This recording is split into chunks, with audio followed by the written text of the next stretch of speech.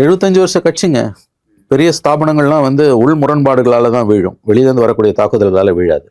ஸ்டாலின் சொல்கிறத நான் ஏற்றுக்கிறேன். திமுகவை வந்து எந்த கொம்பனாலும் வீழ்த்த முடியாது, திமுக காரர்களால் தான் வீழ்த்திக் கொள்ள முடியும். எங்கள் அண்ணனுக்கு நான் தான்டா பண்ணுவேன். ஆமாம், எங்கள் அண்ணனுக்கு நான் தான்டா பண்ணுவேன். ஆர்னால்டு டாயன்பின்னு ஒரு பெரிய ஹிஸ்டாரியன் இருந்தான், பிரிட்டிஷ் ஹிஸ்டாரியன். அவனோட ரொம்ப ஃபேமஸான ஒரு கோட் உண்டு, civilisations die by suicide not by murder.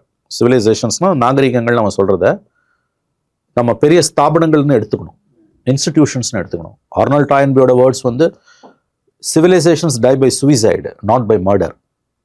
வரலாறு பூரா பெரிய நாகரிகங்கள் எல்லாம் ரோம நாகரிகத்திலேருந்து கிரேக்க நாகரிகத்திலேருந்து ஒரு பெரிய லிஸ்ட்டே சொல்லுவோம்.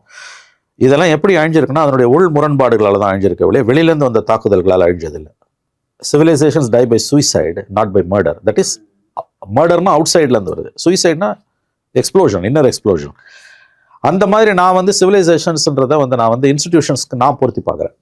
பெரிய ஸ்தாபனங்களுக்கு, பெரிய DMKs and institution 77 years 676 years big institution. நம்ம ராஜ்நாத் சிங் அவர்கள் கலைஞர் நாணய வெளியீட்டு விழாவில் சொன்னார்ல, 60களில் தோன்ற கட்சிகள், அவர் தவறாக சொல்லிட்டார், 49ல் தோன்றின கட்சி அது.